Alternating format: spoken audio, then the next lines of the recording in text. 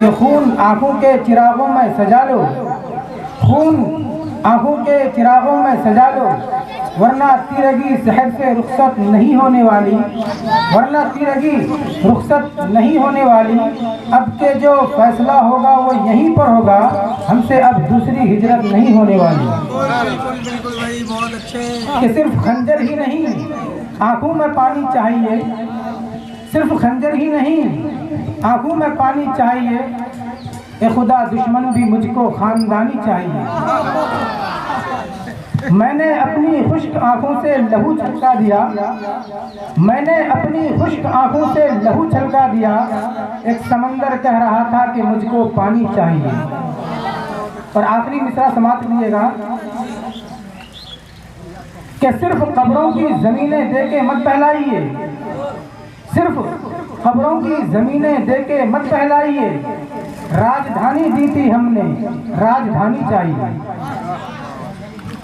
السلام علیکم ورحمۃ اللہ وبرکاتہ۔ نحمدہ ونصلی علی رسولہ الکریم، اما بعد۔ فرعون بنے جو پھرتے ہیں ڈھاتے ہیں ستم کمزوروں پر،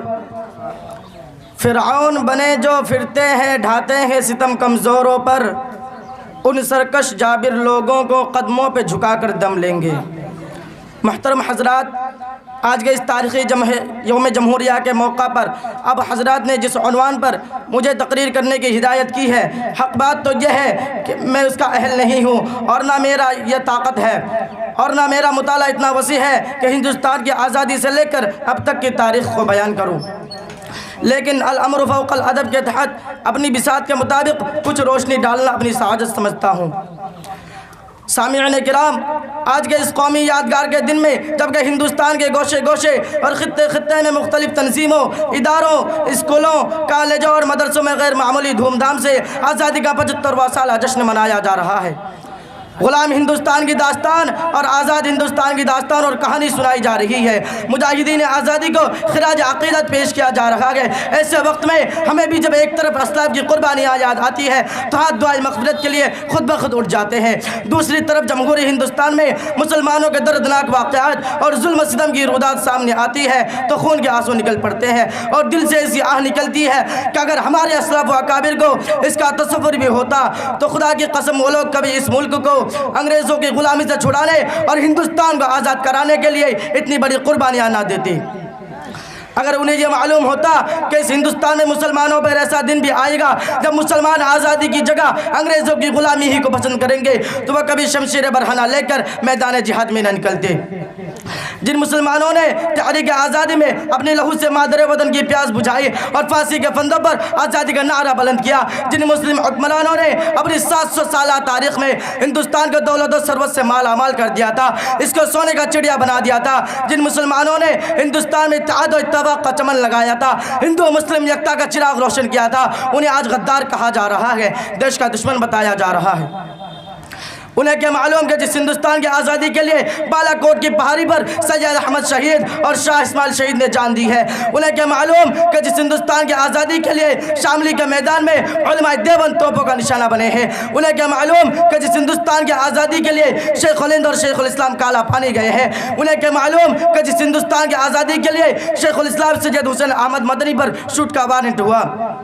انہیں کیا معلوم کہ جس ہندوستان کی آزادی کے لیے سن 1857 میں 51,000 علماء شہید ہوئے ہیں، انہیں کیا معلوم کہ جس ہندوستان کی آزادی کے لیے دہلی کی چاندنی چوک سے خیبر تک کے درختوں پر علماء کی گردنیں لٹکائی گئی، انہیں کیا معلوم کہ جس ہندوستان کی آزادی کے لیے علماء کرام کو برہنہ کر کے آگ کے انگاروں میں ڈالا گیا ہے۔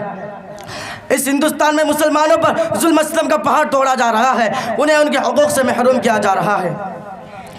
آج اس ملک کے آزاد ہوئے 75 سال ہو گئے، لیکن اس 75 سالہ دور آزادی میں ارباب حکومت نے مسلمانوں کے ساتھ کس طرح غیر مساویانہ رویہ اختیار کیا ہے اور ظلم و استبداد کے کیسے کیسے ہتھیار استعمال کیے ہیں، اس کی ایک درد بھری داستان ہے۔ سینکڑوں فسادات کی تاریخ ہمارے سامنے ہے جسے یاد کر کے کلیجہ منہ میں آنے لگتا ہے، زبانیں گنگ ہو جاتی ہے، پاؤں تلے زمین کھسک جاتی ہے۔ ہاں، یہ کیسی آزادی ہے کہ مسلمانوں کی جان و مال محفوظ نہیں ہے، ہماری عزت و آبرو پر شب خون مارا جا رہا ہے، ہمارے حقوق پامال کیا جا رہے ہیں، ہماری آبادیوں کو کندرات میں تبدیل کیا جا رہا ہے، ہماری مساجد و مکاتب کو مسمار کیا جا رہا ہے، مدارس کو ISI کا اڈا قرار دیا جا رہا ہے،